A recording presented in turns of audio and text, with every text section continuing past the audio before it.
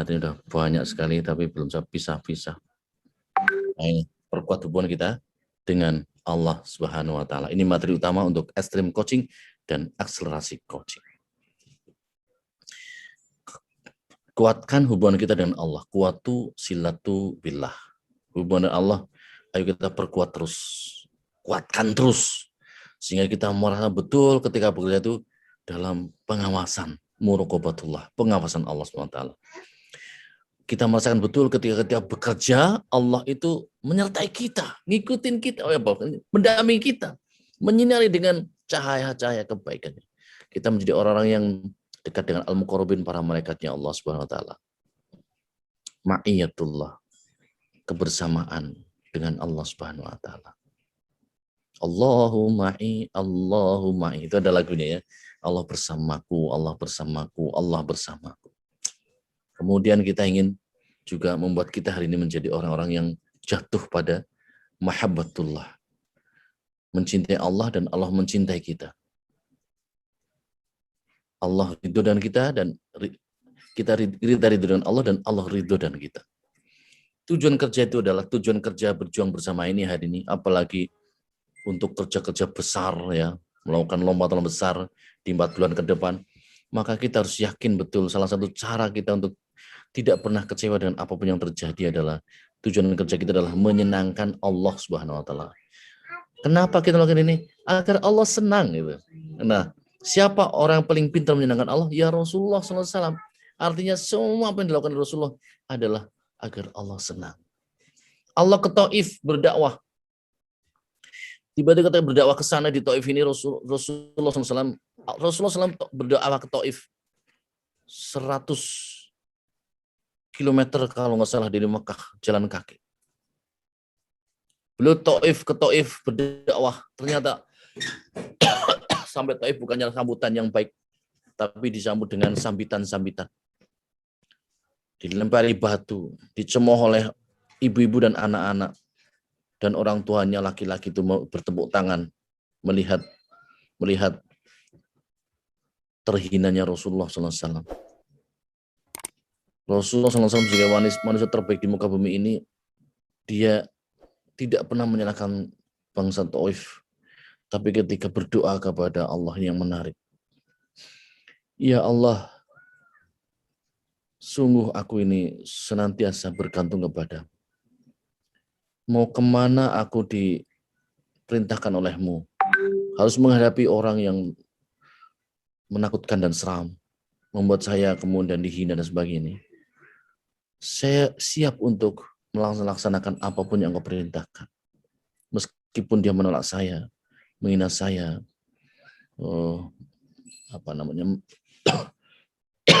segala hal yang membahayakan diri. Dan kata-kata yang menarik adalah, yang penting engkau nggak marah ya Allah. Itu yang menarik. Kata-kata itu sebenarnya. Yang penting engkau nggak marah. Saya tidak akan masalah dilempar batu seperti ini, dihinakan oleh orang seperti ini. Yang penting engkau tidak marah ya Allah. Yang penting engkau tidak murka kepadamu ya Allah. Yang penting engkau tidak murka kepadaku ya Allah. Saya siap menghadapi ini. Selama itu membuat engkau senang ya Allah. Wah, subhanallah. Betapa menariknya Rasulullah SAW ketika berdoa seperti ini. Dia siap menghadapi segala tantangan selama Allah itu senang. Dia siap untuk menghadapi segala kesulitan. Merospek orang dilotol, merospek orang dihinakan, merospek orang itu dia nggak diabaikan dan sebagainya. Selama itu membuat Allah senang, maka tidak jadi masalah. Itulah orang yang bekerja dengan tujuan menyenangkan Allah sebenarnya. Sehingga Anda bawa pagi, siang, sore, malam misalnya, bawa produk belanja 10 juta, 20 juta, tetapi belanja nggak ada yang terjual. Kita tetap bahagia, senang selama Allah itu senang. Selama kerjaan ini membuat Allah senang, saya tidak akan jadi masalah. Nah, luar biasa teman-teman lagi ya. Dan kita harus tahu bahwa Allah begitu senang ketika melihat kita bekerja. Wa qul i'malu fasayarallahu a'malakum wa rasuluhu wal mu'minun wa saturadduna ila alimil ghaibi wasyahadah fayunabbi'ukum bima kuntum ta'malun. Katakan wahai Muhammad, bekerjalah kalian. Maka sungguhnya ketika kalian bekerja, berjuang, Allah yang menyaksikan kalian. Para malaikat dan Rasulullah dan orang yang beriman juga menyaksikan apa yang kamu kerjakan, apa yang kamu perjuangkan. Ini menggambarkan betapa Allah sangat menghargai orang yang bekerja, berjuang, dan tidak senang bahkan menghinakan orang-orang yang menganggur, tidak punya kerjaan. Coba kita perhatikan setiap hari-hari ini, seberapa banyak kita berkinerja, bekerja dengan baik, dan masih berapa banyak waktu yang kita sia-siakan. Santai, melihat TV, duduk-duduk manis, ngopi sampai berjam-jam, baca atau nonton film, baca cerita yang nggak jelas. Coba sekalian lihat, apakah masih banyak waktu yang kita sia-siakan setiap hari ini. Padahal Allah sudah berfirman kepada kita sekalian bahwa Allah sangat senang, bahagia, perhatian, attention kepada orang yang berjuang dan bekerja. Nah, yang kedua, kita harus yakin bahwa kita kerja itu dalam rangka mencari ridho Allah, meraih cinta dan kasih Allah, hanya untuk Allah. Implementasi sebagai bentuk peribadatan kita, taat kepada Allah, dan kita hari ini berjuang bersama ini adalah bagian dari jalan kehidupan untuk meraih kemenangan sejati di akhirat kelak. Mari kita landasi semua kerja ini dalam rangka agar kita menjadi orang yang kuat, tegar, kokoh, tidak gampang goyah, tidak gampang jatuh, tidak gampang putus asa, tidak gampang putus harapan. Kita terus melangkah, berjalan tegap, kuat, karena kita tahu bahwa yang kita tuju adalah Allah SWT. Yang kita jadikan sebagai tujuan kerja kita adalah menyenangkan Allah SWT. Apapun hasilnya, kalau menyenangkan Allah, maka tidak pernah merugi. Itulah yang saya sampaikan tadi. Orang yang bekerja dengan niat yang benar dalam rangka untuk meraih ridho dan menyenangkan Allah SWT, dia sudah menang sebelum dia berhasil. Dia sudah menang sebelum kemenangan itu datang. Dia sudah merasakan kemenangan itu sebelum kemenangan itu tiba untuk dirinya. Itulah teman-teman semuanya yang berbahagia. Ayo semangati. Nah, agar kita menjadi orang yang kuat, menjadi orang yang berlimpah harta, sebagaimana doa kita. Allahumma inni as'aluka ilman nafi'an, wa rizqan wasi'an, wa amalan mutaqabbalan. Allahumma inna nas'aluka ilman nafi'an wa rizqan wasi'an, wa syafa'an min kulli da'in wa saqamin, wa tijaratan lan tabur. Itu selalu doanya. Kita berdoa itu apa namanya? Kita doanya adalah meminta kesehatan, meminta ilmu yang bermanfaat, meminta amal-amal yang diterima, meminta harta yang berkah, melimpah ruah. Kan begitu?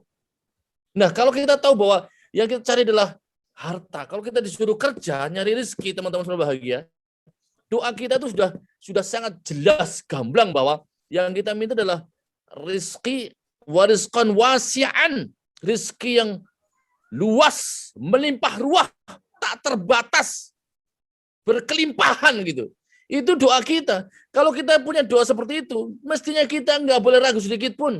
Ya Allah, berikanlah kepada saya rezeki yang melimpah ruah. Apa bisa ya? Itu nggak mungkin dikabulkan Allah. Ya Allah, saya kepengen sekali rezeki saya nggak terbatas. Ya Allah, rizqan wasi'an. Terus dia bilang, tapi siapa mungkin ya? Saya keluarganya begini, duit nggak punya, pola nggak punya. Itu berdoa seperti itu, tiba-tiba Anda ragu, nggak mungkin terkabul. Anda kalau berdoa itu harus yakin, trust, and harus believe, harus yakin.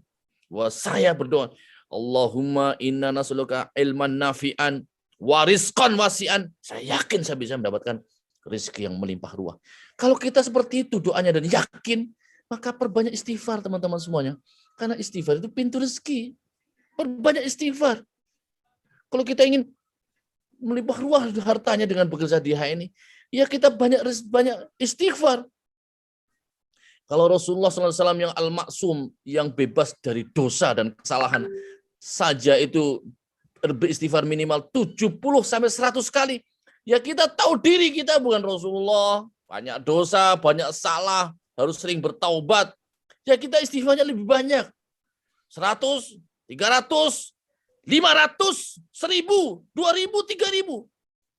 Itu bentuk dari tahu diri. Kita kepada diri kita. Itu tahu diri saya itu banyak salah, banyak dosa, banyak berbuat maksiat, macam-macam. Istighfar perlu banyak. Jadi kita istighfar 100, 300, 500, 1000, 2000, 3000 itu sebagai bentuk dari DPD kita kepada Allah, minta diampuni seluruh kesalahan kita, kekurangan kita. Sehingga Allah semakin sayang dan cinta kepada kita. Istighfar teman-teman semuanya. Dan itu dibiasakan. Karena the law of repetition mengatakan orang yang expert, yang mahir istighfar, itu caranya terbaik adalah the law of repetition. Mengulang-ulang istighfar. Siapa yang paling bagus istighfarnya? Adalah yang membaca banyak. Membaca lebih banyak daripada yang lainnya. Siapa yang istighfar yang paling bagus? 100 atau sekian yang lebih dari yang kamu hitung hari ini. Itu istighfar. Yang banyak itu yang bagus. Mengulang. Astagfirullahaladzim, astagfirullahaladzim. Salah dikit, astagfirullahaladzim. Jalan dikit, astagfirullahaladzim. Naik mobil, astagfirullahaladzim, astagfirullah. Makan, sebelum makan, setelah baca doa, astagfirullahaladzim, astagfirullahaladzim. Begitu.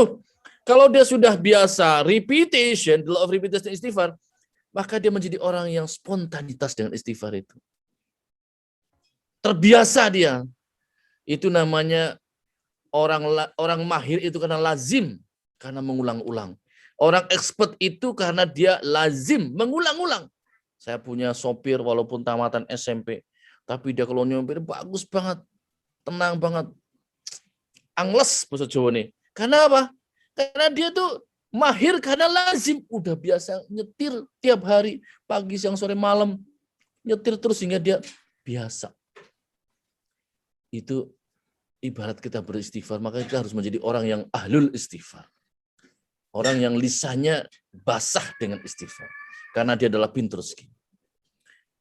Turunkan hujan adalah menurunkan keberkahan dan rezeki yang terus tumbuh. Luar biasa.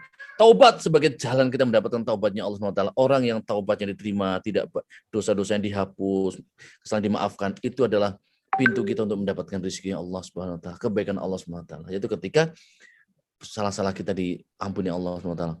Membuat kita rasa malas hilang dengan istighfar. Orang kalau malas itu nggak bisa kerja. Nah dengan istighfar kita nggak punya rasa malas lagi, jadi kerjanya tambah mantap. Ketika hatiku malas, Rasulullah SAW mengatakan, bersabda, aku beristighfar pada Allah sehari sebanyak 100 kali. Itu ketika malas. Jadi kalau Anda malas, aku kok kayaknya orang ono semangat, langsung duduk baca istighfar 100 kali. Maka malasnya langsung hilang. Wah itu. Nih Rasulullah nih, demi taubatnya, demi diampuni Allah dalam rangka untuk menggugurkan dosa. Maka Rasulullah bersabda, demi Allah aku sungguh beristighfar pada Allah dan bertobat padanya dalam sehari lebih dari 70 kali. Masya Allah. Nah, yang kelima, ini urusan kita, masalah kita. Kadang-kadang kita sudah semangat, urusannya nggak mudah, sulit. Tiba-tiba ada kesulitan, ada handicap, ada tribulasi, ada halangan, rintangan, dan sebagainya. Kalau kita ingin selesai dari halangan, rintangan, tribulasi, handicap, halangan-halangan, membuat kita urusan jadi tidak mudah, apa sulit. Perbanyak istighfar, karena istighfar itu Rasulullah menjanjikan bahwa Allah akan mudahkan urusan seseorang ketika dia banyak istighfar. Barang siapa memperbanyak istighfar, niscaya Allah memberikan jalan keluar bagi setiap kesedihannya, kelapangan untuk setiap kesempitannya, dan rizki dari arah yang tidak disangka-sangka. Kadang makanya wajar kalau orang tiba-tiba dapat miracle di situ karena banyak istighfar. Ini, ayo perbanyak istighfar. Berapa kali? Ya jangan 100 lah, itu rata-rata. Kalau kita ingin dapat yang enggak rata-rata itu ya di atas rata-rata, di atas 100 sebagai bentuk dari ikhtiar kita yang optimal.